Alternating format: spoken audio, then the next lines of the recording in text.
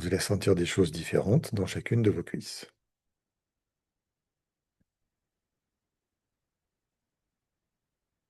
Et quand vous avez bien senti tout ce qui se passe, pris conscience de tout ce qui se passe dans chacune de vos cuisses, que vous avez gardé l'idée de ce qui se passe dans chacun de vos pieds, vous pouvez remonter un petit peu plus haut pour sentir ce qui se passe dans vos fesses. Les fesses qui sont en appui sur ce sur quoi vous êtes assis, je ne sais pas ce sur quoi vous êtes assis, peu importe. Mais il y a des sensations spécifiques d'appui. Il doit y avoir aussi des sensations de chaleur parce que ça fait un moment qu'on a les fesses collées sur la chaise, donc on doit avoir le retour de chaleur, normalement.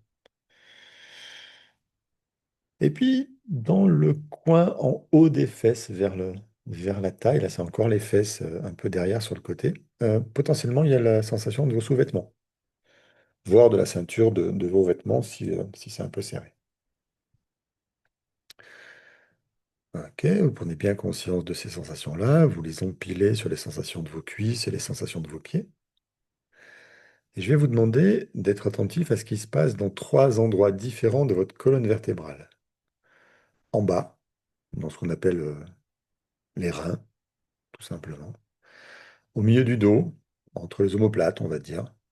Et dans vos vertèbres cervicales, donc dans votre cou. Ces trois étages différents de la colonne vertébrale. Il y a des sensations différentes parce qu'il y a des mouvements différents. Bref, des choses différentes. Ce qui m'intéresse, c'est ressentez bien, posez ce qui se passe dans vos reins, la torsion de votre corps, l'inclinaison, la rotation qu'il peut y avoir. Dans votre dos, c'est plutôt l'appui sur le siège dans lequel vous êtes que vous allez sentir, parce que c'est là qu'on appuie son dos, avec le contact de vos vêtements, bien sûr, sur votre peau à l'arrière. Et puis, vous allez remonter jusque dans votre cou pour sentir votre cou qui porte votre tête, parce que c'est son rôle, d'accord? Une tête qui est peut-être penchée en avant, une tête qui est peut-être en appui dans un fauteuil derrière, ou pas. Gardez bien les yeux fermés. C'est très important. Sinon, vous sortez à chaque fois de l'exercice et vous perdez la concentration, la relation avec votre corps, avec tout le reste qui est à l'extérieur.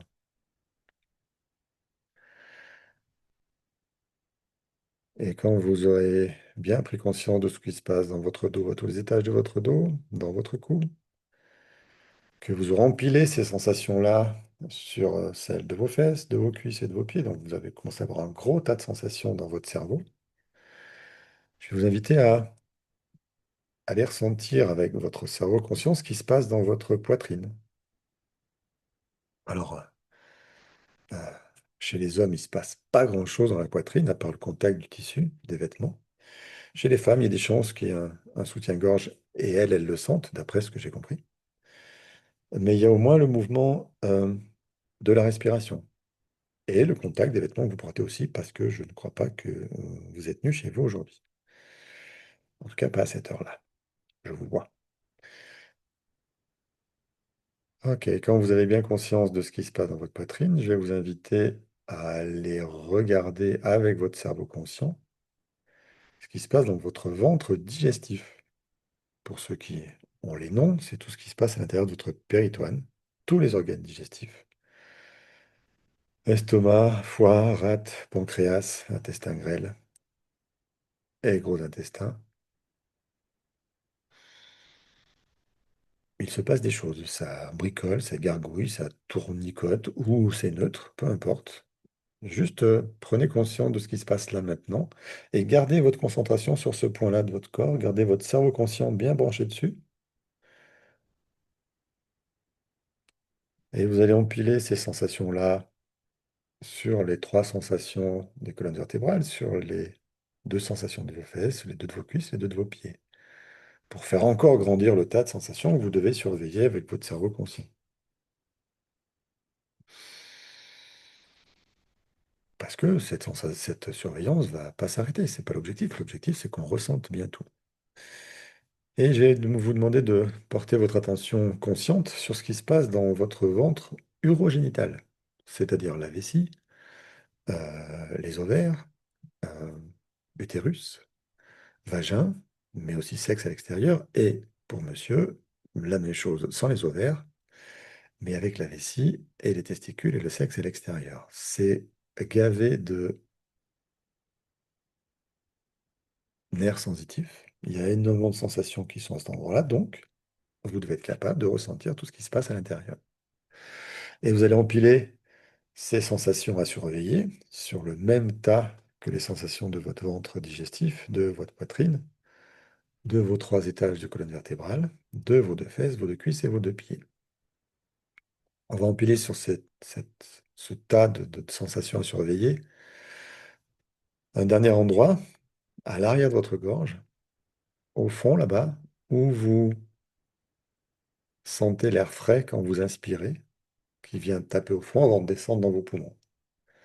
Vous inspiriez par la bouche ou par le nez, c'est le même endroit. Focalisez votre attention sur ce point-là parce que cet endroit-là est le seul capable de mesurer votre respiration, de la surveiller, de savoir si elle ne change pas, si le débit, la profondeur s'intensifie ou pas. Et depuis que je vous avais mettre l'attention sur ce point-là, il y a eu plusieurs respirations qui ont toutes un petit peu le même volume, mais pas vraiment, parce que votre biologie va adapter sans arrêt le débit dont elle a besoin pour travailler correctement, simplement. Et vous allez empiler ces sensations sur le même tas que les sensations de votre ventre urogénital, de votre ventre digestif, de votre poitrine, de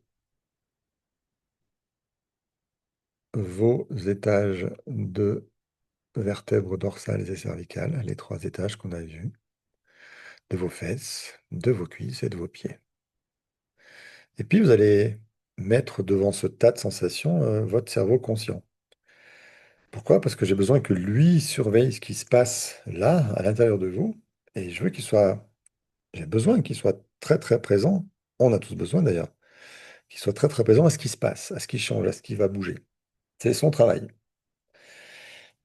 Et quand votre cerveau conscient sera pleinement en possession de ses moyens de surveillance, je vais inviter votre cerveau inconscient à imaginer.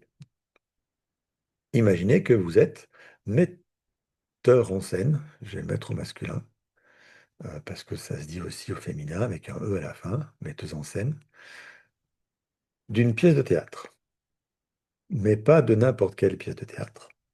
Cette pièce de théâtre s'appelle La vie de l'enfant Dominique.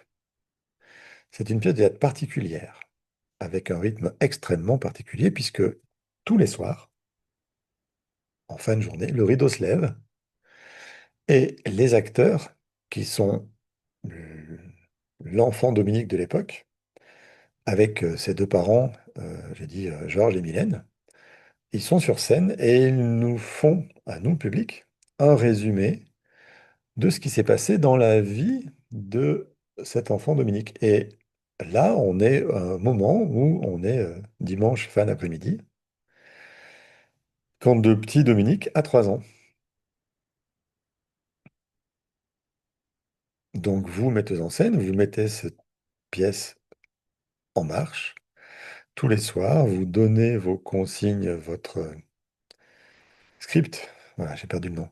Vous donnez le script aux acteurs et tous les soirs, ils vont jouer ce qui s'est passé dans la journée. Donc ça fait 3 années que tous les soirs, ces acteurs-là montent sur scène et racontent l'histoire en live, en réel, en temps réel, de la vie de l'enfant Dominique. L'objectif, bah, c'est pour faire un peu comme euh, la télé-réalité, sauf que c'est du théâtre-réalité. Les gens viennent voir ce que ressent cet enfant Dominique dans son histoire. C'est ça le sujet. C'est pour ça que vous mettez cette pièce en scène, c'est pour montrer aux gens toute la vie, tous les ressentis de cet enfant Dominique, de façon à ce que les gens soient témoins de ce qui s'est passé. Ça fait donc 3 ans que ça dure, où tous les soirs, ils sont tous les 3 sur scène. Alors tous les 3 ou tous les 4, parce que peut-être que à 3 ans, l'enfant Dominique a des frères et sœurs déjà. Peu importe, toute la famille est sur scène. Et vous, mettez en scène, vous êtes dans les coulisses, derrière le rideau, là, et vous les regardez jouer Eh ben, le script que vous leur avez envoyé, ce script, il est basé sur la réalité vraiment vécue que vous portez en vous. Vous transmettez ça de façon totalement paranormale et inconsciente à vos acteurs. Et c'est ça qui fait votre charme. C'est pour ça qu'on aime bien bosser avec vous, parce que le script, il est très précis. Et du coup, les acteurs vont jouer très précisément tous les rôles tels que c'est écrit dans ce script très précis. Alors bien sûr que on est tous conscients qu'à 3 ans, vous n'avez aucune mémoire de ce qui s'est passé, parce que votre cerveau mémoriel ne fonctionne pas. Les seules mémoires de ce que vous avez vécu à 3 ans sont les mémoires construites d'après ce qu'on vous a raconté, des photos, quoi que ce soit. Ça, c'est de la mémoire construite. La vraie mémoire, elle, ne prend place biologiquement qu'à partir de la 4e année environ. Ok.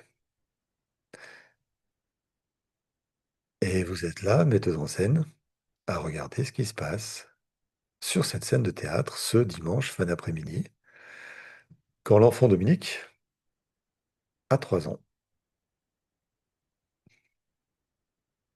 Et je ne vais pas vous demander de me raconter, mais vous allez pouvoir voir ce qui se passe. On a des enfants qui sont, ce dimanche après-midi, revenus de chez leurs grands-parents, par exemple, où ils étaient pour dimanche. Ou alors, ils ont passé un dimanche à la maison tranquille, avec papa dans le canapé, maman qui fait autre chose ailleurs. Ou bref, c'est votre propre histoire. Vous allez imaginer, parce que de toute façon, vous ne savez pas ce qui se passe, on est bien d'accord, il faut imaginer cette histoire. Ce que peut vivre cet enfant Dominique à 3 ans, un dimanche après-midi, et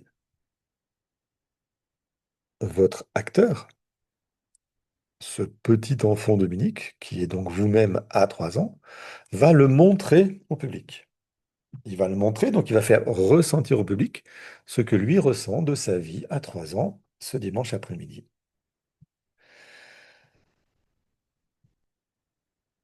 Et puis, quand Rideau se lève dimanche après-midi, enfin fin d'après-midi, qu'on a raconté toute l'histoire de la journée du dimanche, on va arriver à l'instant réel où, en fin d'après-midi, on rentre à la maison. On va peut-être prendre une douche, manger, en tout cas, c'est sûr, manger, ça, il y a de fortes chances, avant d'aller se coucher. Et une fois que la journée est racontée par tous les acteurs, le rideau descend et tout le monde rentre chez soi. Le public content d'avoir pu ressentir un peu ce que vivait cet enfant dans sa famille, avec ses parents principalement, potentiellement ses frères et sœurs s'il y en a à l'époque, puis peut-être aussi ses cousins et cousines qu'il a vus, j'en sais rien. Chacun a son histoire. C'est pas le plus important. L'important, c'est que vous, Dominique, la metteuse en scène, vous ayez vu et ressenti ce que a ressenti cet enfant dimanche après-midi. C'est ça. Mais vous avez vu votre public qui, lui, est ravi d'assister à ça, qui, lui, reviendra demain pour voir la suite. Et donc demain, quand le rideau va se lever, tous les acteurs vont reprendre leur place pour raconter l'histoire du lundi avec le lever, le réveil de l'enfant Dominique, certainement par ses parents, par un de ses parents, moins, le petit déjeuner, et puis soit je vais à l'école à 3 ans, c'est possible, ok, soit dans la crèche, soit chez la nounou, peu importe, je vais quelque part à 3 ans, ou alors je reste avec maman, si c'est le cas d'être gardé par maman à 3 ans. Peu importe. Ce qui est important, c'est que le public va bien voir tout ce que ressent cet enfant Dominique dans sa propre vie le lundi, dans toutes ses interactions avec tous les autres. Alors, si cet enfant Dominique est resté à la maison, bien sûr, des interactions, il n'y en a qu'avec maman et les petits frères et sœurs, et avec papa, parce que potentiellement papa va rentrer manger, il va pas travailler, enfin, je sais pas ce qu'il va pouvoir faire ici le lundi, mais ça arrive aussi des fois.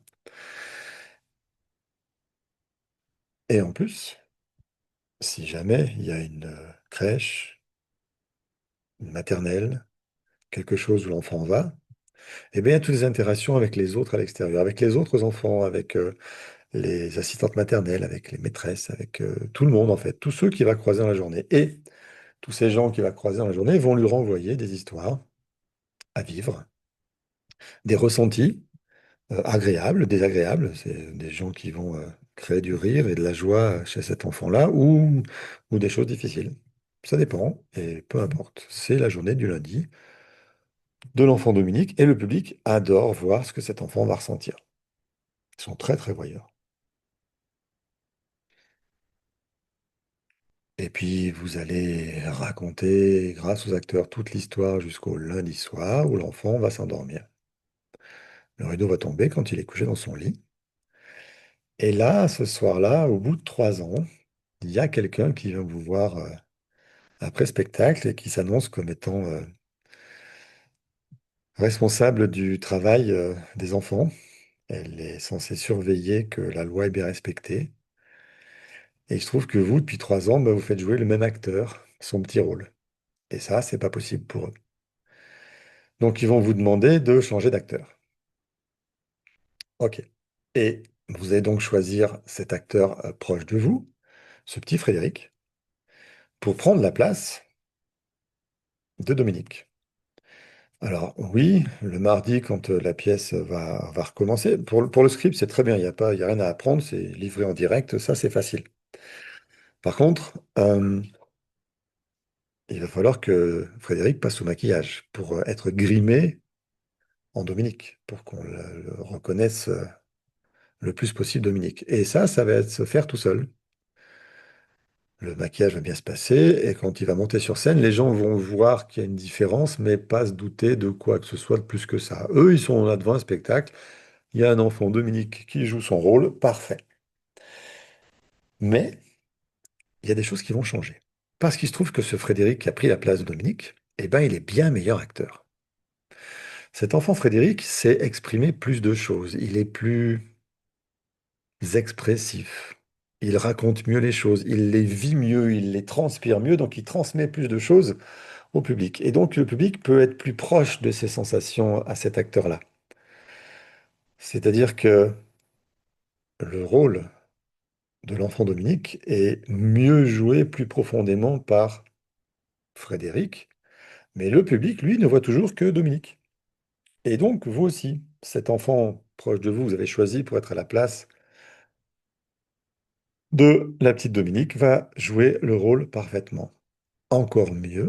Et du coup, pour le mardi, les gens du public vont être estomaqués de la prestation de Dominique. Elle va faire sentir la moindre larme qui monte quand elle prend une remarque désagréable. Elle va faire sentir l'immense joie qu'il y a quand on arrive avec une tartine de chocolat.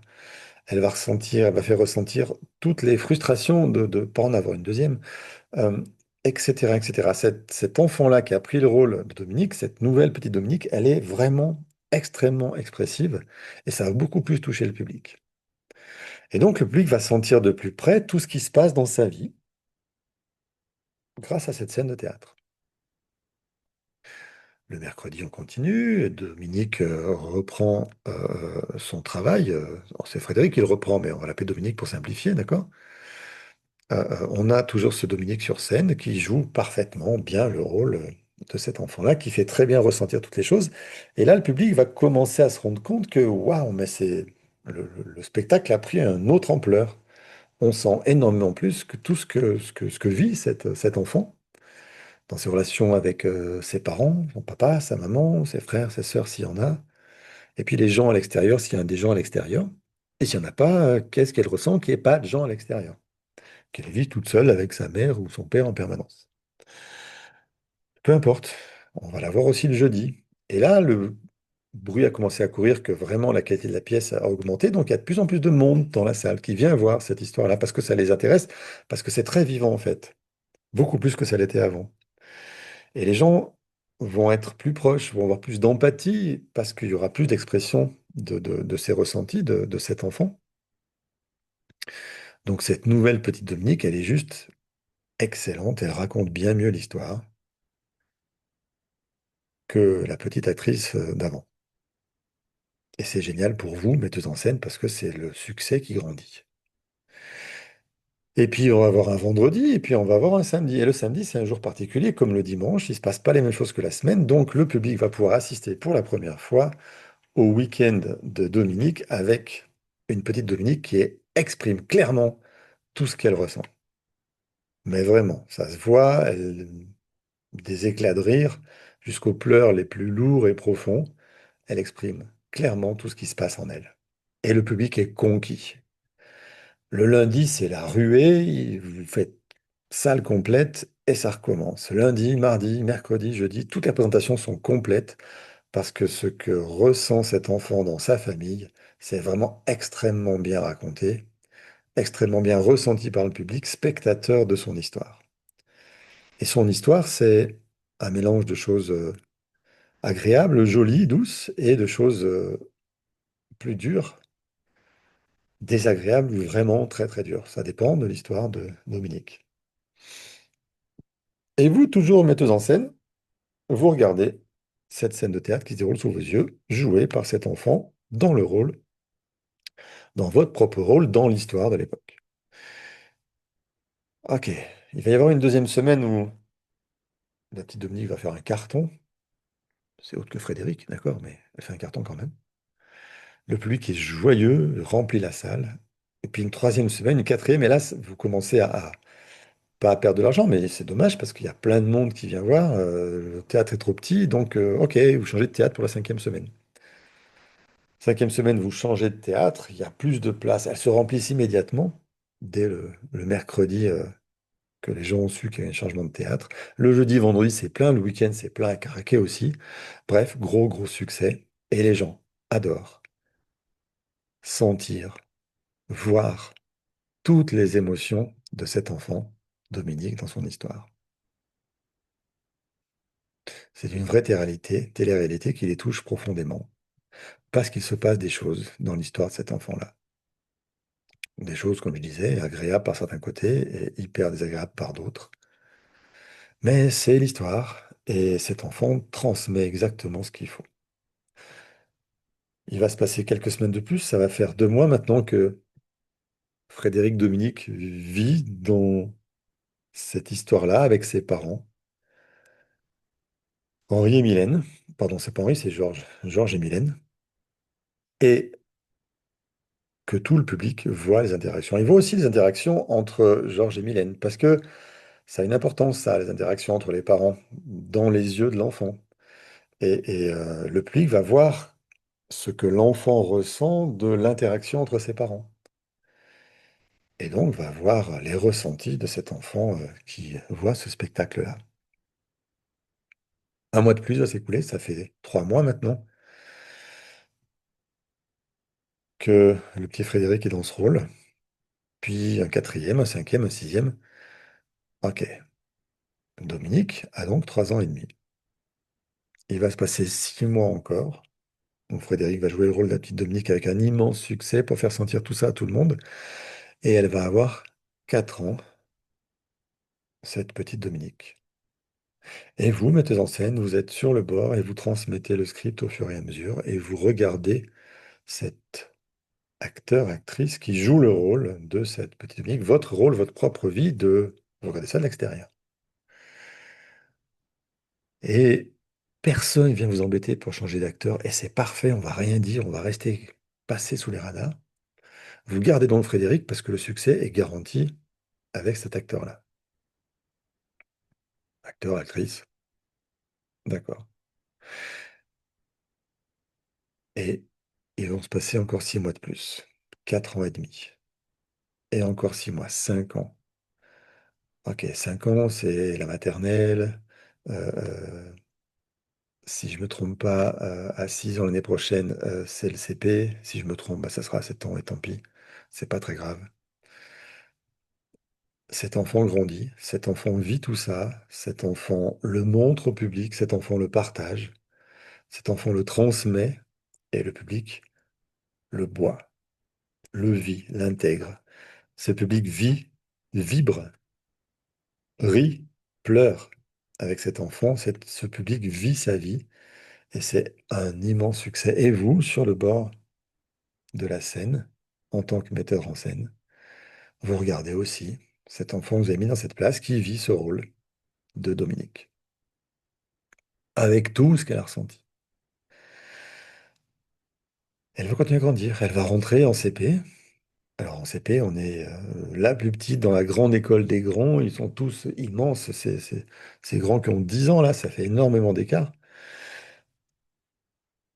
Et voilà, cette nouvelle aventure commence avec tout ce qu'a vécu dans la réalité de son histoire sans changer absolument un poil de l'histoire. On est vraiment dans la vie réelle de la petite Dominique de l'époque.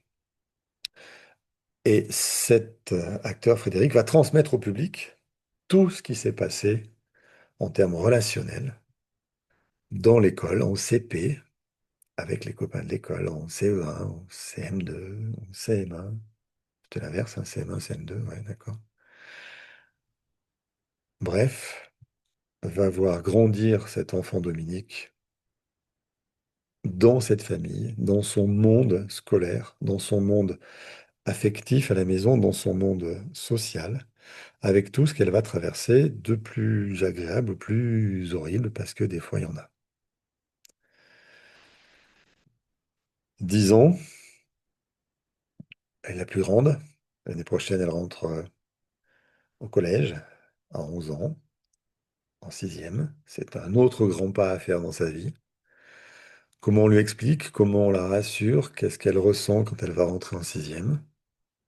Tout ça, le public le sent, le voit chez elle, le sent, le vit, et le public adore ça. Ils sont extrêmement fans de sa vie, plein de soutien pour tout ce qu'elle traverse. Mais 10 ans, 11 ans, c'est aussi l'âge où potentiellement les premières règles sont arrivées. Et pour une petite fille, c'est important. Pour un petit garçon, non. Lui, il passe à côté. Lui, ce sera ses poils qui vont pousser, sa voix qui va changer aussi, mais c'est plus tard. Donc là, 10, 11 ans, c'est les premières règles. Donc, le public va voir comment la mère, potentiellement, de cette petite Dominique va l'aider à traverser ce nouveau monde dans lequel elle débarque. Mais malgré elle, est-ce qu'elle a été prévenue? Est-ce qu'elle a été briefée? Est-ce qu'on peut lui expliquer qu'est-ce qu'elle ressent, qu'est-ce qu'elle traverse? Souvent, c'est rien que ça déjà un petit peu délicat. Qu'est-ce qui va se passer avec les copains, les copines? Si c'est pas 10 ans, 11 ans, que c'est 12 ans, 13 ans, c'est pareil, ça marche toujours pareil. Et à un moment où elle va changer, elle va passer de petite fille à jeune femme. Comment se fait cette transition? Comment ses parents accueillent tout ça? Comment ils vont la soutenir dans tout ça? C'est très important pour elle. C'est son premier gros changement de vie. Après, les écoles, bien sûr. Et on va continuer à la voir grandir. 11 ans, 12 ans, la cinquième, puis la quatrième, la troisième. Bref, elle va passer sa scolarité au collège avec toutes les relations qu'elle peut avoir avec les autres filles, avec les autres garçons, de sa propre place à elle. Et on va regarder ce qu'elle ressent quand il se passe tout ça. Et vers 12, 13, 14 ans, peu importe un petit peu, on va être là dans ces années de cinquième, quatrième. Je vais vous demander, vous, metteuse en scène, de regarder ce qu'a été la vie de cette petite fille jusque-là et de poser des mots dessus. Si vous voulez répondre, vous pouvez ouvrir votre micro pour répondre. Et si vous ne voulez pas répondre, vous gardez pour vous, mais vous le gardez pour tout à l'heure, on fera le bilan. Qu'est-ce que c'est la vie de cet enfant-là? Comment c'est? Qu'est-ce qu'elle ressent? Et s'il y avait deux, trois mots pour la décrire, ce serait quoi? La vie de cet enfant-là. Qu'est-ce qui lui arrive et qu'est-ce qu'elle vit? Et une fois que vous avez posé les mots sur ce qu'elle vit, vous allez réfléchir 2 secondes et me dire, peut-être spontanément, parce que ça prend moins que 2 secondes, à cause de qui elle vit ça? Qui est-ce qui a fait qu'elle a vécu ça jusque-là? Qui est responsable de tout ça?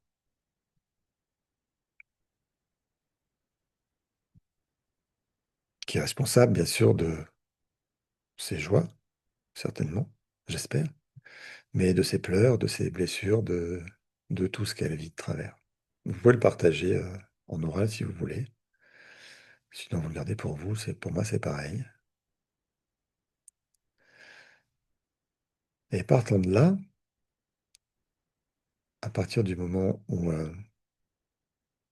Vous avez vu ce qu'elle vit, vous avez mis le doigt sur le, là ou les responsables de tout ce qui s'est passé. Je vais vous demander si vous voulez changer son histoire. Maintenant, vous avez bien vu tout ce qu'elle a vécu, comment ça a été. Je vais vous demander de me faire un petit signe avec votre pouce levé de ouais, je veux changer son histoire parce qu'il y a besoin, quoi.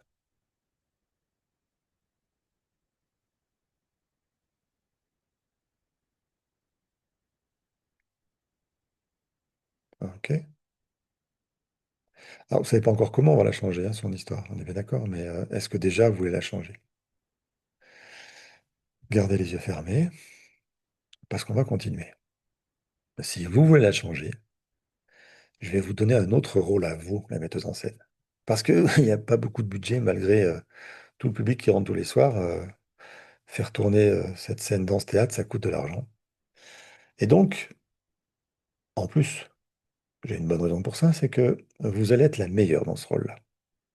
Je vais vous proposer de jouer le rôle d'une avocate spécialisée dans la défense du droit des enfants. Mais pas n'importe quelle avocate. La meilleure avocate de tout le barreau spécialisée dans la défense du droit des enfants. Cette avocate va être hyper bien formée, super compétente. Elle a déjà remporté énormément de victoires, défendu énormément d'enfants pour faire reconnaître ce qu'ils avaient vécu à leurs parents, et ça va être votre rôle. Et donc, pour vous mettre dans la peau du personnage, je vais vous inviter à mettre la grande robe de l'avocate, là, avec les grandes manches, avec les bords blancs, à prendre le dossier de la petite Dominique et à monter d'un pas décidé sur scène, vous mettre entre la petite Dominique qui a 12, 13, 14 ans et ses parents. Vous placez entre les deux. Où qu'ils soient à la maison, vous vous placez entre les deux et vous mettez face à cette petite fille pour clairement déterminer que vous venez l'aider, elle.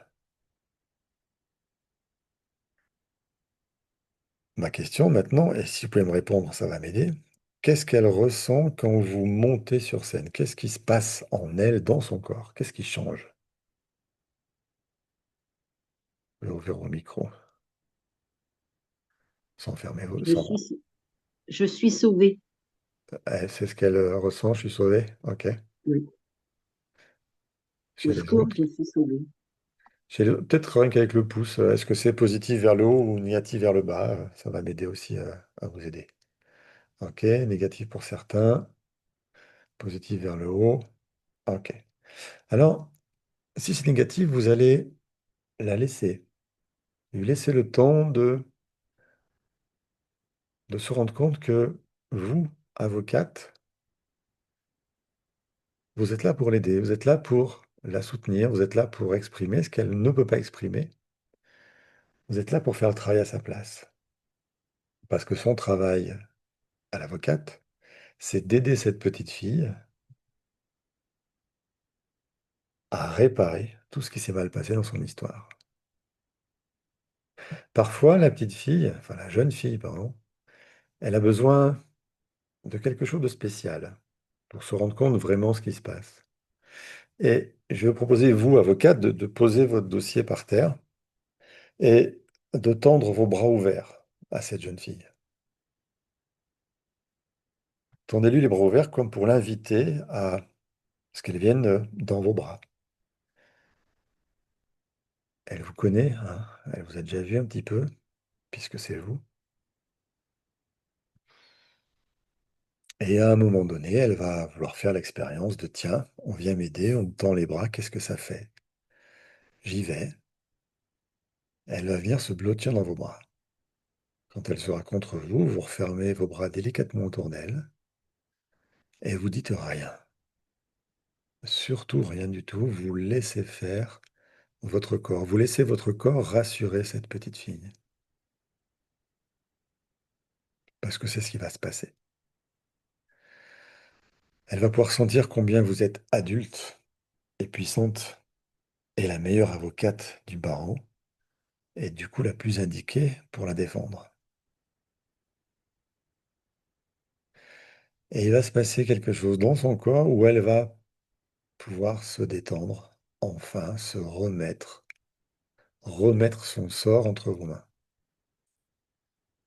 Sentez ce qui se passe, sentez combien c'est agréable et confortable pour elle que enfin quelqu'un vienne l'aider.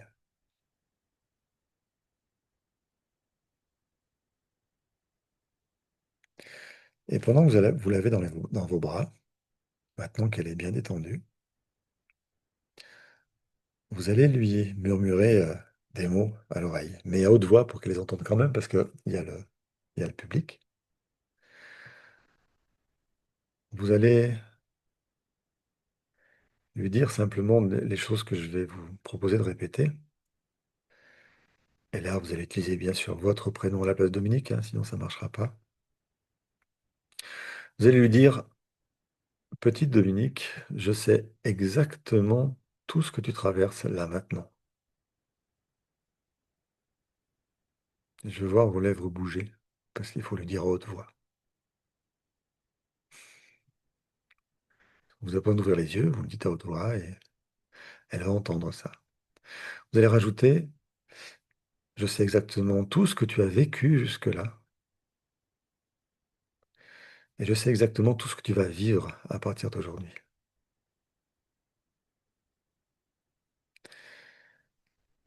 Et c'est douloureux.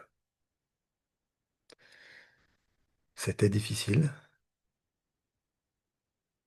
parfois même horrible.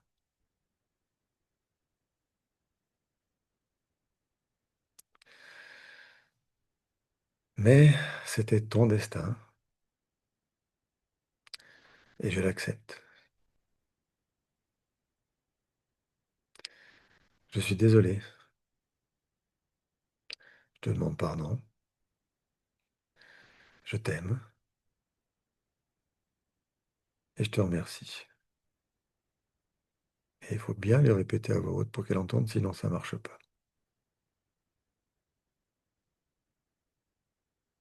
Et là, vous allez sentir ce qui se passe en elle, dans son corps, qu'est-ce qui change encore. Et vous allez continuer à lui parler. Vous allez lui dire, je suis là pour toi désormais. Je m'occupe de tout.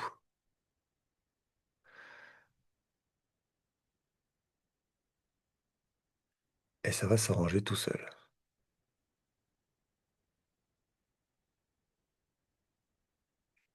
C'est-à-dire que vous, l'avocate, vous prenez en charge son histoire.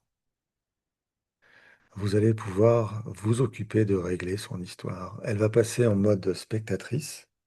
Et c'est vous, l'adulte, avocat spécialisé dans le droit des enfants, qui va la lâcher délicatement, la placer dans son dos pour qu'elle reste protégée. Et vous, adulte, vous allez vous tourner vers ses parents. Ce fameux Georges et cette fameuse Mylène. Et là, vous allez commencer votre réquisitoire. C'est-à-dire que vous allez reprocher clairement, à haute et intelligible voix, pour que tout le public entende, parce qu'ils sont spectateurs aussi, vous allez leur reprocher tout ce qu'ils ont mal fait, tout ce qu'ils ont fait de travers, tout ce qu'ils n'ont pas fait, et toutes les potentielles horreurs qu'ils ont fait vivre à cette petite fille. Petite fille à tous les âges, 3 ans, 4 ans, 5 ans, 6 ans, bref, tout ce qu'elle a vécu que vous avez repéré comme leur défaillance. Alors bien sûr, vous débarquez de nulle part, vous l'avocate, pour qu'elle se prend celle-là. Non mais dis donc, ça va bien, oui, je ne vous permets pas madame, bref, ils vont pas être d'accord. Très souvent, ils sont pas d'accord. Alors vous allez encore continuer à raconter tout ce que vous avez à leur reprocher. Ils vont se défendre encore. Ils vont monter un peu dans le ton. Ça va devenir un petit peu désagréable, un peu moins courtois. Et vous allez vous aussi monter, avocate, dans ce ton-là pour bien leur faire entendre que vous lâcherez pas parce que vous savez que vous avez raison. Vous êtes la spécialiste de ce dont ont besoin les enfants. Ils ont été défaillants, il faut qu'ils le reconnaissent. C'est votre boulot. Et donc vous allez insister. Et plus vous insistez, plus ils vont se mettre en colère. Et donc vous allez vous aussi rentrer dans une énorme fermeté, une énorme sécurité intérieure pour leur faire entendre que quand ils ont fait ça a fait ça, et qu'au lieu de faire ça, il aurait fallu faire ça. Et parce qu'ils ont fait ça, ça a indiqué ça dans sa vie. va se livrer entre vous comme une espèce de match de boxe, où ils vont tenter d'éviter vos coups, tenter de répondre, mais hop, vous êtes assez agile pour éviter tout ça, et vous allez leur renvoyer, utiliser leurs mots pour renvoyer leur violence. Ils se défendent simplement pour pas avoir tort. Or, tout le monde, tout le théâtre est témoin, ils ont tort. Et vous allez les coincer dans un coin, le coin du ring, et les asséner d'arguments très précis, très directs, très imparables, à tel point que à un moment donné, ils vont être obligés d'encaisser, de prendre, de commencer à se replier sur eux-mêmes, à se mettre en protection, parce que vous allez toucher juste, vous allez taper juste. Vous êtes la meilleure, vous n'allez pas les louper. Et encore, encore, vous insistez, vous expliquez tout de long en large et en travers. Il est important que vous exprimiez absolument toutes les douleurs que cette petite fille a vécues pour que, à la fin, quand vous aurez fini votre réquisitoire, il soit complètement séché, incapable de faire autre chose que d'avouer. C'est-à-dire que devant tout le monde, devant le public, devant cette petite Dominique, ils vont dire chacun leur tour, effectivement, je reconnais que j'ai été défaillant en tant que père, défaillante en tant que mère, pour mon enfant, Dominique. J'ai pas fait ce qu'il fallait. J'ai fait ce qu'il fallait pas. J'ai vraiment échoué dans mon rôle. Et c'est horrible pour elle parce qu'elle a souffert jusqu'à aujourd'hui de tout ça. Je m'en rends compte, je l'avais pas vu. C'est vrai. Je suis responsable de tout ce qu'elle a vécu jusque-là. Et pire que ça, c'est que je ne savais pas faire autrement. Je ne sais toujours pas faire autrement et je ne saurais jamais faire autrement puisque je vais jamais chercher à me changer. Donc, c'est pas la peine qu'elle attende quoi que ce soit de plus que j'ai déjà donné. Je suis incapable de l'aider davantage. Elle a donc le droit d'aller chercher ses ressources ailleurs que chez moi. Le père, la mère vont prononcer les mêmes mots devant tout le public qui va être pris à témoin. Vous avez, vous l'avocate, gagné votre combat pour cette petite fille. Elle est reconnue comme victime par ses parents de tout ce qu'ils ont mal fait, de toutes leurs défaillances. Qu'est-ce qu'elle ressent? Qu'est-ce qui se passe dans son corps de cette petite Dominique enfin reconnue dans toutes ses souffrances qu'elle a vécues jusque-là? Qu'est-ce que ça change pour elle? Est-ce que c'est positif? Petit pouce en l'air.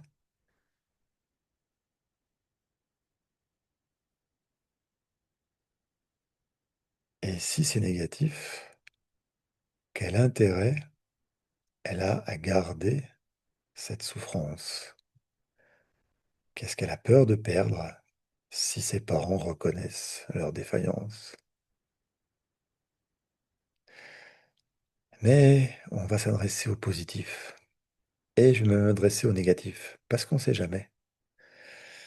Vous allez proposer à cette jeune femme, vous les avocates, de les emmener ailleurs, de les sortir de leur histoire pour que vraiment ils changent leur vie. Et vous allez emmener ces jeunes filles dans une vallée presque magique, une vallée fabuleuse, ou une vallée très douce, très petite, très pas encaissée du tout, mais entre deux collines en fait. Et au fond de cette vallée, il y a un ruisseau qui coule, une rivière plutôt qui coule tranquille. Cette rivière est alimentée par deux ruisseaux, un à gauche, qui coule de la colline de gauche, et un à droite, qui coule de la colline de droite.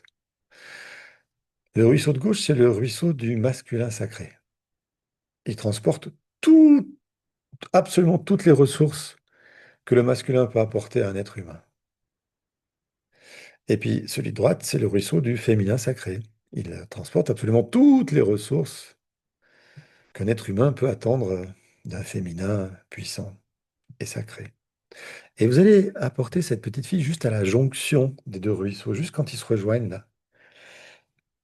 Et vous allez lui faire proposer de plonger son pied gauche dans le ruisseau de gauche, plonger son pied droit dans le ruisseau droit, à l'endroit où les deux ruisseaux se rejoignent. Et elle va pouvoir, juste parce qu'elle est plantée là dans ce ruisseau, se remplir, se remplir de toutes les qualités du masculin sacré par sa jambe gauche, c'est-à-dire toute la puissance, 12 puissances protectrices, toute la valeur, toute la sécurité qu'elle n'a pas eue, sa place, son identité, elle va recevoir tout ça grâce à ce ruisseau absolument fantastique du masculin sacré.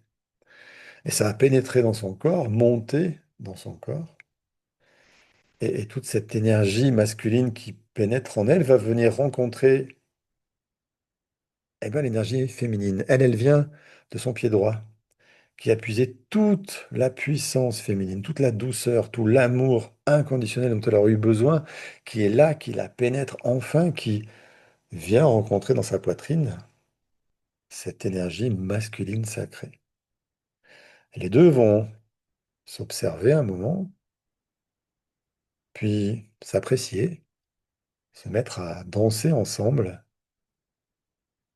et s'unir. Le féminin et le masculin vont s'unir en elle pour devenir sa propre identité, soit féminine, soit masculine, si c'est un garçon. Et ces deux ruisseaux vont continuer à alimenter sans cesse les deux flux qui traversent cette jeune femme, qui vont la faire grandir, la remplir de tout ce qu'elle n'a pas eu, jusque-là, parce que ses parents ont été incapables de lui donner. Et voilà, vous allez la voir qui grandit, qui mature. On ne dit pas elle vieillit, c'est pas poli. Elle grandit et elle se charge de tout ce qu'elle n'a jamais eu en termes de sécurité, de valeur, d'amour, de confiance en elle, d'estime d'elle-même. C'est juste absolument incroyable. 13 ans, 14 ans, 15 ans, 16 ans, 17 ans, 18. Et ça continue, elle grandit encore. Et en même temps qu'elle grandit, elle se remplit encore et encore et encore. Elle va arriver à son âge de 25 ans, mais en ayant capté toutes les ressources du féminin, du masculin qu'elle n'avait jamais eu de sa vie, elle va pouvoir commencer à vivre avec. Elle va pouvoir commencer à traverser sa vie de 25 ans avec toutes ces qualités, ces ressources-là qu'elle est allée chercher dans ce ruisseau que vous, l'avocat, vous lui avez permis de trouver, de ressentir, d'avoir le droit de prendre. Et elle grandit. Regardez comment cette jeune femme est différente. Regardez comment elle a grandi, comment elle a évolué, comment elle est différente de celle que vous connaissiez. Et toujours avec vos yeux fermés, vous allez laisser rentrer encore plus de ressources féminines et masculines pour qu'elles grandissent encore, encore et encore, et qu'elles se remplissent, qu'elles grandissent jusqu'à l'âge que vous avez, votre propre âge. Et vous allez regarder cette magnifique femme remplie de toutes les ressources du féminin, enfin, et de toutes les ressources du masculin aussi, qui ont créé sa propre féminité. C'est sa propre identité féminine construite de ressources, valeurs, sécurité, puissance du masculin et ressources, valeurs, sécurité, puissance du féminin. Elle est, elle, à votre âge. Elle est vous. Et comme elle est vous à votre âge, vous allez pouvoir vous glisser à l'intérieur d'elle et ressentir. Ressentir ce que ça vous fait, à vous, ex-metteuse en scène, de vous glisser dans la peau de cette femme, remplie de tout ce qui lui a manqué de ses parents. Vraiment saturée à fond, pleine confiance en elle, pleine estime d'elle-même, etc., etc. Et je vais vous laisser 2 minutes profiter de cet état-là, de ressentir dans votre corps ce qui se passe, combien c'est intéressant.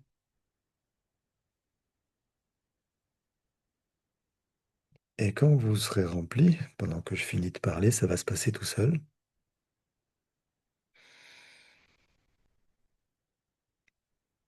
Vous pourrez revenir là, dans cette salle, dans votre espace, sur votre fauteuil, devant la caméra.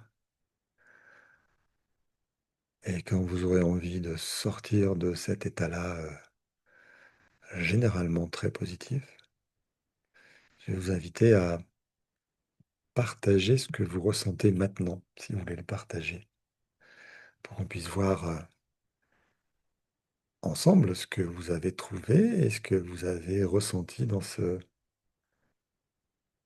espace que vous vous êtes donné. Je vous écoute et si vous voulez pas parler, je vous dis.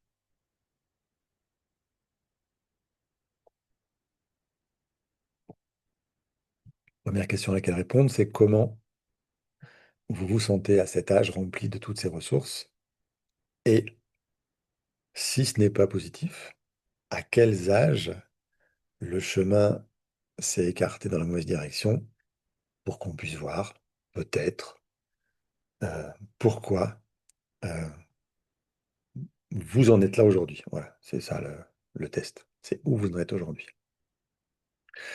Je vous écoute ou je vous lis.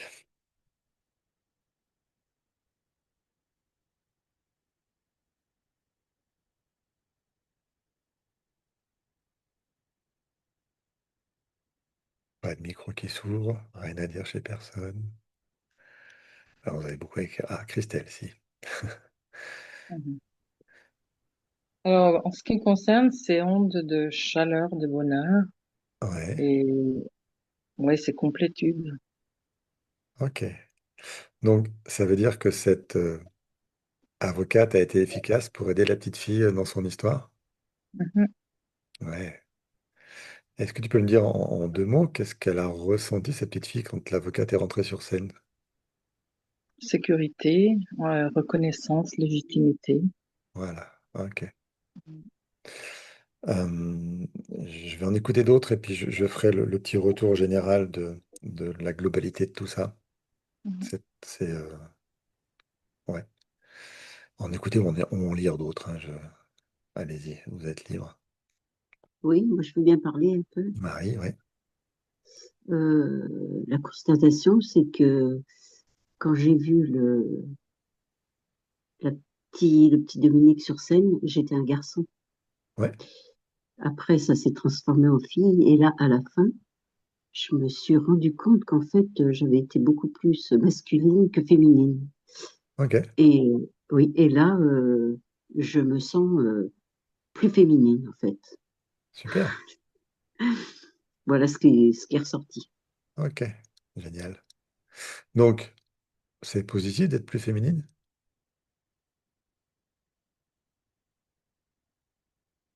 J'ai pas entendu. Ton micro est recoupé. Euh, non, pour moi, non, c'est pas Ok, positif dans le sens que je peux peut-être m'habiller plus fémininement, mais ouais, pour mon fort intérieur, je préfère plus être masculine, en fait. ok. J'ai plus de pouvoir, peut-être. Il y a aussi une histoire de sécurité. Tu vois, je parlais tout à l'heure des gens dont le cerveau a basculé sur la partie masculine. Euh, Ça va se traduire aussi dans votre comportement, et etc.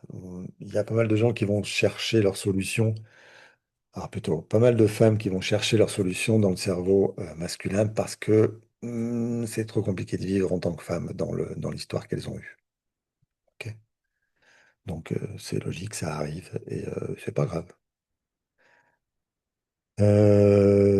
Quelqu'un m'écrit, trop compliqué pour moi, je suis très émotive aussi. Oui, c'est extrêmement touchant, c'est pour ça que je vais parler des mouchoirs, pardon. Et j'ai vu des gens même incapables de faire rentrer la moindre petite enfant sur scène dans l'histoire avec ses parents, tellement c'est pas possible, d'accord? Après, il y a plein de, de failles, de portes de cette exploration en groupe que votre inconscient peut utiliser pour ne surtout pas les confronter ses parents. Par exemple, là, ouais, j'ai décroché, je ne suis pas rentré dans le rôle. Normal, ça arrive. Il y a plus d'affirmation par certains côtés, donc c'est cool, c'est positif. Le, Ce que vous avez à tirer de ça, si le résultat final est positif, euh, c'est qu'aujourd'hui, vous êtes déjà en posture de pouvoir aider votre enfant intérieur à vivre ce qu'il a à vivre grâce à vous, adultes, qui pouvez faire le boulot de l'avocate. Et c'est très important parce que à partir du moment où vous êtes capable de l'aider en tant qu'avocate, vous êtes capable euh, de régler ces soucis-là, de régler le problème qu'il porte. Et, encore une fois, je l'ai posé en introduction, c'est pas parce que aujourd'hui c'est mal passé que c'est pas possible. C'est juste qu'aujourd'hui, on le fait en groupe et il y a plein, encore une fois, plein d'échappatoires possibles pour vos inconscients de trouver une petite solution pour pas y aller parce que ce serait absolument dramatique de changer cette histoire-là. Globalement, ce que j'ai remarqué, c'est que votre inconscient... Ah, non, je pose un truc. La phrase est juste. Votre inconscient, il vous a permis de survivre jusque-là. Vous êtes vivante, c'est cool, il a bien fait son travail, puisque lui, son boulot, c'est que vous surviviez pour faire des enfants. Voilà, ça, c'est son boulot. Et pour les élever jusqu'à ce qu'ils aient 20 ans. Après, c'est leur business, ils sont adultes et théoriquement censés se débrouiller. Euh, donc, tout ce qu'il a fait jusque-là, toutes les astuces, stratégies, loyauté dans laquelle il est resté, c'est une bonne chose, ça a marché puisque vous êtes vivante. Je ne vois pas pourquoi changer quelque chose à ça, vous êtes vivante et vas-y, j'ai pas besoin de changer l'histoire. Et ben, c'est contre ça qu'on lutte. On lutte contre le fait qu'il est persuadé que c'est la meilleure solution pour votre survie. On est d'accord tous les trois. Pour votre survie, c'est la meilleure solution. Par contre, pour votre épanouissement, c'est pas la meilleure. Pour votre épanouissement, il a choisi de garder la loyauté, il a choisi de ne pas changer les choses, il a choisi, il a choisi de vous nier, vous, en tant qu'être.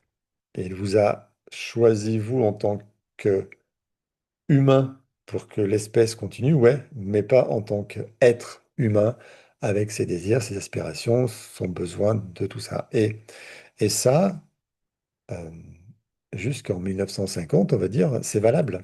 Parce que jusqu'en 1950, on est dans la survie absolue. Si on travaille, alors je parle de la France, bien sûr, hein. Euh, si on ne travaille pas, on mange pas, on vit pas. Donc cet inconscient, il a eu ce boulot-là jusqu'en 1950 à vous faire survivre. Et donc à oublier tout ce qui se passe de travers et je survis. Quelqu'un disait tout à l'heure jusqu'en 1960, quand on parlait de la tranquillité. C'est juste. À partir de 1960, il y a assez de recul sur la sécurité sociale qui s'est mise en place, sur les congés payés, sur l'assistance de l'État pour que je ne suis plus dans la survie. J'ai plus besoin de travailler, je ne vais pas mourir si je ne travaille pas. J'ai un chômage. J'ai une sécurité sociale si je suis malade. Bref, je peux sortir de la survie. Et à partir de là, on va avoir des enfants qui vont naître dans un monde où eux, ils sont pas en survie, ils vont pas mourir. Ils portent juste les histoires que leurs parents leur racontent, qui les touchent encore un petit peu. Mais à partir de cette génération-là, ça va changer. Et petit à petit, dans les générations, on arrive aujourd'hui à des générations. Eux, la survie, ils savent même pas ce que c'est, quoi. Ça tombe tout cuit et ils peuvent. Euh, ça m'a extrêmement surpris quand ma fille m'a dit ça. Je vous avoue, je prends une année sabbatique. C'est-à-dire, tu as 19 ans, c'est quoi une année sabbatique? Ça veut dire quoi? Bah, je vais rien faire. C'est pas dans mon monde, ça, l'année sabbatique, on fait rien. J'ai jamais entendu parler de ça. Et en fait, je me suis renseigné, il y a plein de jeunes aujourd'hui qui, après une réussite d'un diplôme, quoi, ils prennent une année sabbatique parce qu'ils ont besoin de savoir où ils vont. Et moi, à l'époque, c'était hors de question, parce que si je suis pas à l'école, je bosse. Et moi, c'est pas si vieux, d'accord. Ça fait 30 et quelques années que j'étais à sa place, mais il y a 30 ans, l'année sabbatique, ça n'existe pas, quoi. Comment ça, je vais rien faire? Ça veut dire que je vais rester chez mes parents à rien faire, mais ils vont me jeter dehors, c'est pas possible. Parce que dans leur monde à eux, bah, si tu bosses pas, t'es rien, quoi. Et donc, quand ma fille me dit ça, ok, j'entends ça, j'écoute ça, et je remets ça en rapport avec euh, euh, ce que les générations présentes ont. précédentes ont vécu. Et oui, je dois bien reconnaître que aujourd'hui, nos enfants, on les écoute. Aujourd'hui, on les laisse parler. Aujourd'hui, on les entend.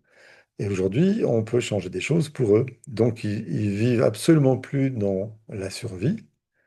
Et donc, ils sont en train de consciemment lâcher la survie. Donc, ils font des choses qu'on ne se serait pas permises. Par contre, au fond d'eux, leurs blessures sont toujours aussi archaïques. Ils ont toujours besoin qu'on soit vraiment là pour les soutenir. Sauf qu'on est dans des meilleures positions aujourd'hui pour le faire. Bref. Euh, c'est très important que vous compreniez que ce qu'ont vécu les enfants dans ces époques-là, euh, ce sont les parents de l'époque qui sont responsables. Si vous ne l'avez pas senti, vous, si vous n'avez pas vu que leur vie, elle est difficile ou que c'est pas compliqué, ou que c'est pas négatif, tant mieux pour vous. Je vais pas vous dire votre vie était pourrie, c'est pas vrai. Votre vie était ce qu'elle était. Et dans cet exercice-là, vous pouvez sentir réellement c'était vrai ou pas vrai. Après, j'ai vu plein de gens trichouiller un petit peu en mettant de côté un peu tout ce qui est négatif, en profitant de Dominique, Georges et Mylène pour dire, hop, c'est pas mon histoire, ça ne me touche pas, ça ne me raconte pas. Bien, ok. C'est le risque de cet exercice en groupe. Mais pour ceux qui sont arrivés à rentrer dedans, qui sont vraiment arrivés à sentir ce qu'ils avaient vécu et qui ont vu la solitude, l'immense parfois solitude, je suis pas écouté, j'existe pas, j'ai pas de place, je compte pas. Bref, on a tout ce genre de choses et plus d'autres choses qui va sortir généralement dans cette période-là. On est vraiment dans ce que vous avez vécu dans votre réalité. Ok. On a utilisé un autre enfant à mettre à la place pour mieux ressentir, mieux être dissocié, que ce soit possible. Mais vous l'avez ressenti. Et ce qui est important, enfin ce qui est intéressant, pas important, ce qui est intéressant, c'est que vous ayez pu voir, quand vous passez à la place de l'avocate, que vous allez rentrer sur scène, waouh, ça apporte ça. Quand je fais ça, waouh, ça apporte ça. Quand je fais ça, waouh, ça apporte ça. Et en fait, vous avez déjà testé le mécanisme de thérapie familiale telle que je la vois. Pour moi, la thérapie familiale, c'est vous transformer en super avocate pour que vous soyez apte à aller chercher l'enfant que vous étiez dans les blessures dans lesquelles ils étaient face à ses parents, que vous fassiez entendre ses parents, entendre à ses parents qu'ils ont été défaillants, et du coup, vous puissiez prendre en charge cet enfant, le ramener avec vous pour lui faire toucher les ressources, lui faire intégrer, vivre les ressources qu'il n'a jamais eues. C'est ça la thérapie familiale. Et on va faire ça avec beaucoup, beaucoup, beaucoup de PNL. C'est principalement basé là-dessus, parce qu'on va devoir raconter une histoire en inconscient, le faire plonger dedans. Et bien sûr que il arrive très souvent qu'avant d'ouvrir les yeux sur l'histoire horrible que j'ai vécue, j'ai besoin de certaines garanties, j'ai besoin de certaines ressources, j'ai besoin de travailler certaines croyances, j'ai besoin de lever certaines barrières avant de pouvoir faire le travail. Donc, si, je ne sais pas à qui je pourrais parler parce que j'ai pas l'air de tout le monde, si vous avez vécu des difficultés à faire ce travail-là, c'est peut-être simplement qu'il y a une croyance qui dit, par exemple, que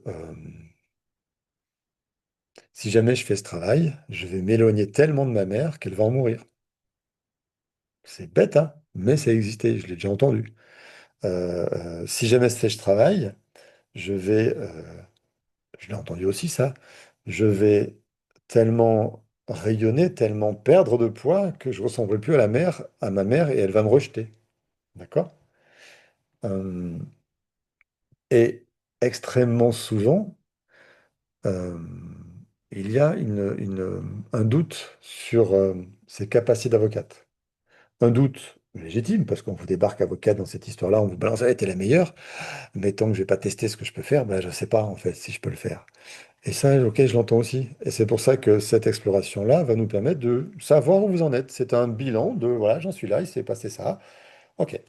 Donc, et je fais la même chose avec tous les consultants dans lesquels je rentre. Ça nous permet de faire un bilan de où ils en sont et de ce qu'on a à mettre en place, parce qu'ils ont bien compris, par contre, que ouais, là, il faut qu'ils se sortent de leur histoire. D'accord? Et c'est important de faire ce bilan-là dans la réalité inconsciente de ça marche pas, qu'est-ce qui marche pas? Et du coup, hop, on sort de là, on regarde, tiens, ça marche pas, pourquoi? Ben, parce que quoi? Parce que j'en sais rien pourquoi. Ah bon, l'avocate ne semblait pas assez solide. L'enfant qui me représentait ne s'est pas du tout senti en sécurité. Ok. Ben voilà, typiquement, c'est ça. Alors, l'enfant qui me représentait. Déjà là, il y a un truc. Si tu écris l'enfant qui me représentait, ça veut dire que c'était pas toi.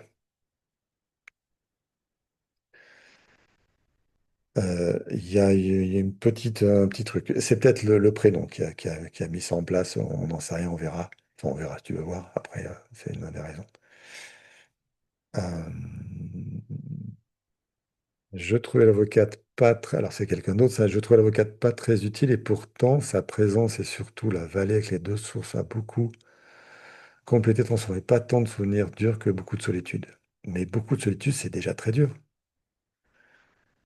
C'est déjà trop dur. Vivre tout seul alors qu'on est des êtres sociaux, c'est déjà extrêmement dur.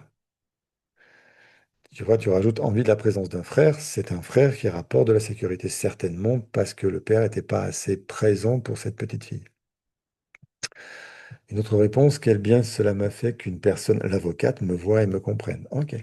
Effectivement, notre plus grande douleur d'enfant, c'est la première qu'on a plaisir à réparer, c'est je suis pas vu, je suis pas entendu, ils sont dans leurs histoires d'adultes, ils me calculent pas, je compte pas. Et là, dans tout ça, j'ai aucune valeur. J'ai aucune valeur parce que moi, euh, euh, moi, enfant, je n'existe que si on me regarde, si on m'écoute, si on me touche, si on m'entend et si on me nourrit.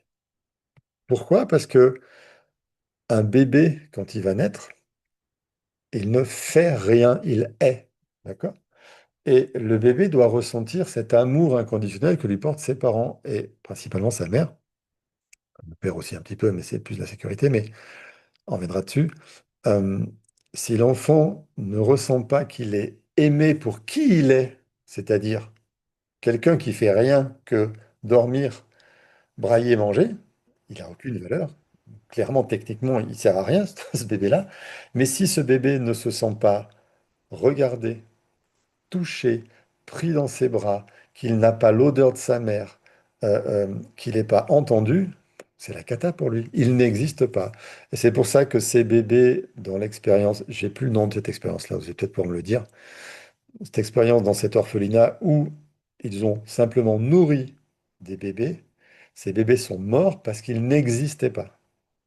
Et cette solitude que vous vivez, cette solitude, on me rapporte très souvent la solitude, hein, c'est la pire des choses. Si je suis seul, c'est qu'il n'y a personne avec moi, personne ne s'intéresse à moi. Et moi, quand je suis bébé, fille unique ou pas fille unique, on doit s'occuper de moi. J'ai besoin de compter pour avoir de la valeur. Si je compte pas, si on s'occupe pas de moi, si on me regarde pas, si on fait que me nourrir, j'abandonne, je meurs.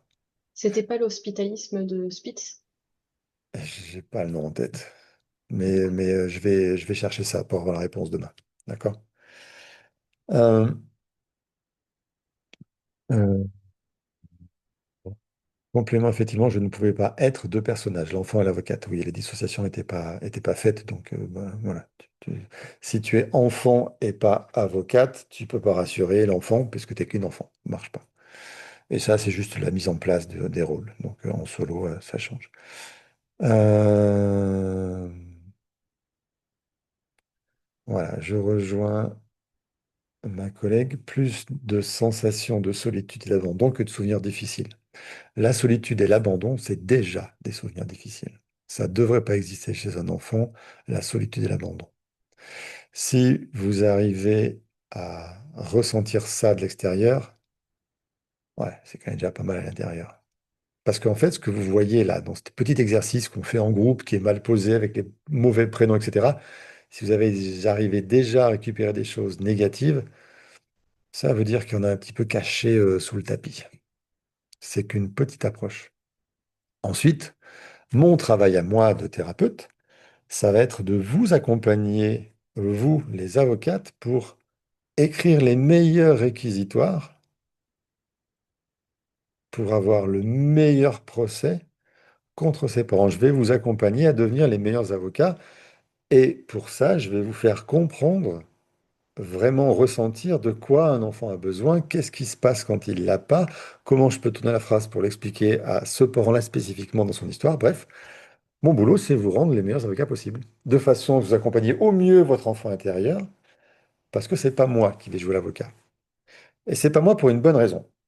C'est pas moi parce que si c'est moi qui accompagne l'enfant que vous étiez, vous devenez dépendante à moi, Christophe. Et j'ai aucun intérêt d'avoir 36 000 enfants. D'abord, je n'ai pas le droit de m'en occuper. Et ensuite, si je le fais à votre place, vous n'aurez pas la satisfaction, la fierté et donc la valeur de l'avoir fait vous-même pour vous. Et j'insiste énormément auprès de mes élèves. Vous n'êtes pas là pour faire à la place de vos consultants, vous êtes là pour accompagner les consultants à faire pour eux-mêmes. Parce que pour moi, c'est la meilleure thérapie, c'est de se sortir soi-même de la mouise qu'on a vécue. Même si quelqu'un nous accompagne, nous guide, je fais le travail, donc c'est moi qui l'ai fait. Et si c'est moi qui l'ai fait, yes, j'en tire tous les lauriers. Si c'est lui qui le fait, merci, merci, vous m'avez bien aidé, merci, merci, mais je reste le petit enfant dont on s'est occupé. C'est pas moi qui l'ai fait, et du coup, je ne prends pas toute la valeur que j'aurais pu prendre. C'est ça ce qui est dommage. D'accord? Donc voilà, notre boulot en tête, c'est accompagner les gens à être les meilleurs avocats possibles pour qu'ils puissent sortir leurs enfants intérieurs de là, qu'on puisse réparer ça. Pour ma part, l'avocate a été très efficace et mon père n'a pris pour son grade. Le premier reproche que je lui ai fait était de me laisser seul avec la responsabilité de vivre sur ma mère malade. Ça, c'est dégueulasse. Très jeune, je connaissais la procédure pour l'aider par cœur. Donc, ça veut dire que ton père t'a propulsé à la place d'adulte pour que tu prennes la place de ta mère. Enfin, la place d'adulte pour aider ta mère. Et ça prive l'enfant de son enfance, et ça prive l'enfant de de son insouciance. On devient plouf, propulsé adulte parce que maman est malade et tu t'en occupes, et de toute façon, je suis pas là et je te délègue tout ça. Donc, on devient des sauveurs par obligation. Ton père t'a forcé à devenir sauveuse de ta mère. Et du coup, bah, c'est logique que c'est compliqué ensuite, parce qu'il faut sortir de ce rôle de sauveur. Et le problème, c'est quand on a été forcé à être sauveur, ou quand on a dû devenir sauveur, comme moi j'ai été sauveur pour ma mère, on ne sait faire que ça. On n'a de valeur que quand on aide les autres. Pour moi, ça m'a juste impacté dans ma relation avec les femmes, parce que j'ai sauvé les femmes de leur malheur, d'accord. Mais quand les gens deviennent thérapeutes ou médecins, c'est encore pire, avec cette notion, cette blessure de sauveur, ça veut dire qu'ils vont faire leur travail jusqu'à épuisement, puisque ils vont sans cesse avoir à sauver leur mère qui n'a pas été sauvée à l'époque, donc à faire le meilleur travail possible, donc à se casser la santé pour faire le meilleur pour leurs consultants.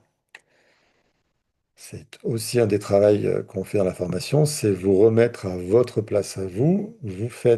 Vous voulez faire ce travail de thérapeute parce que vous avez les capacités d'aider les gens sans vous sacrifier. Et là où j'ai gagné, typiquement pour Valérie que vous avez vu tout à l'heure, c'est j'ai gagné le pari. Aujourd'hui, cette femme de 60 ans est capable de regarder ses enfants galérer, d'être présent pour eux, sans que ça la rende malade, comme elle était malade au début, il y a 1 an et demi quand elle m'a contacté. Mais elle était vraiment malade. Elle mangeait plus, elle tombait malade. Enfin, elle s'inquiétait à mort pour ses enfants sans arrêt. Pourquoi? Ben, parce qu'il y avait plein de choses qu'elle n'avait pas réglées dans son histoire. Donc, je suis très heureux aujourd'hui que Valérie puisse aider des gens sans que ce soit une pression. Elle me dit, ouais, je suis à la retraite, je le fais quand je veux, comme je veux, je décide. Elle n'est pas devenue une hyper sauveuse, hyper active qui veut sauver toute la planète. Et ça veut dire qu'on a réussi à bosser correctement. Elle le fait parce qu'elle sait le faire, qu'elle a les capacités et qu'elle a envie de le faire. Quand elle n'aura pas envie, ben, elle ne le fait pas. Elle est en vacances. Et ça, c'est cool. Euh, c'est cool parce que c'est important. Elle va pas se tuer à ça, elle va pouvoir rester performante pour tout le monde, en fait. Et d'abord, pour sa famille et son couple. Bien. Euh, bon, on n'a pas fait tout ce qu'on devait faire, mais on a répondu à plein de questions super intéressantes. Donc, je vous conseille, sur cette demi-journée, particulièrement cet après-midi, de bien lire la synthèse qui va être envoyée ce soir. D'accord? Elle est dans le même dossier, vous avez déjà le lien du dossier, elle va apparaître. Euh, là, la synthèse, elle me prend, je crois qu'en un quart d'heure, je l'ai. C'est très très vite fait. Lisez bien la synthèse parce qu'on est parti dans plein de sens sur plein de sujets différents. On a répété plein de fois les mêmes choses dans tous les sens. Et normalement, de l'expérience que j'ai, la synthèse va bien recadrer tout ça et tous les sujets. Ça va être très long, d'accord? Mais il y aura au moins bien tous les sujets et ça va éclaircir vos propres notes si vous en avez prises. Et sinon, remettre dans votre tête tout l'ordre qui est important dans tout ce qu'on vient de faire. Donc, à part vos questions, pas vos questions, à part parler de demain, est-ce que vous avez des questions maintenant sur ce qu'on vient de faire? Allez, on prend encore 20 minutes. 9h, 19h, c'est pas souvent que je le fais quand même. Je vous écoute. Je suis là pour vous. Non, pas de questions, c'est cool. Bah, tout va bien alors. Eh ben, si tout va bien, c'est parfait. Oui, il faut que tu te reposes un peu quand même. 9h, 18h30, ça fait beaucoup. Euh, il faut que vous compreniez quelque chose aussi dans la posture que j'ai là. C'est que là, je dédie mon week-end à vous. Donc, je me suis arrangé pour que j'ai rien à faire dans la maison, que j'ai rien à faire. C'est tout à manger, c'est tout prêt, c'est tout préparé, d'accord? Je suis là que pour vous et que pour donner ce que j'ai à faire. Donc, mon temps est consacré à ça. On est samedi soir aujourd'hui, je sais même pas si on est samedi soir ou pas. Je sais que moi, le soir, j'ai les vidéos à faire, les tri à faire, les rangements à faire. Et t'inquiète pas, je sais prendre soin de moi. C'est gentil de penser à moi, mais je sais faire maintenant. Et c'est l'avantage du travail en libéral, c'est que justement, on est libre. Si je veux consacrer 3 jours à faire ça aujourd'hui, je consacre 3 jours à faire ça aujourd'hui. Et je me prends un week-end, lundi, mardi, mercredi, parce que, ben, voilà, j'aurais besoin de lundi, mercredi, mais je décide de ce que je vais faire. Et c'est l'avantage de ce travail en libéral, c'est que j'organise mon temps, je mets mon énergie quand j'ai envie, comme j'ai envie, où j'ai envie, et c'est juste génial. Donc là, je suis pas fatigué du tout. J'ai juste hâte de voir ce que ça donne en vidéo, de refaire le tri pour tout ça, d'envoyer tout ça, et puis de me faire réchauffer ce que j'ai prévu pour manger et passer ma petite soirée tranquille. Donc tout va bien. Euh, ce qui, euh, Ce qui me surprend encore, ça s'arrête jamais, c'est que chaque groupe est différent. Je fais des choses différentes avec chaque. Vous avez vu, j'ai un planning, j'avais des choses prévues à faire et tout ça. Valet est arrivé, on a fait plein d'échanges, plein de choses.